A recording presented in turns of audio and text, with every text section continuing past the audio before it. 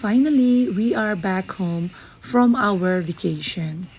Halos 45 days din kaming wala sa bahay at kaya eto, todo-todo ang aming paglilinis. Sa ginagawa ngayon ni Mila ay sinasanitize niya muna ang carpet, furniture at after 1 hour, pwede na rin siyang i-vacuum. Then after that, isasanitize din namin ulit ng steaming. At kapag may alaga kayo sa bahay, gaya ng pusa, yan ang dapat gawin kasi wala pong naglinis at kaya naman namin ginagawa yan para makomportable at malinis. And we are back home.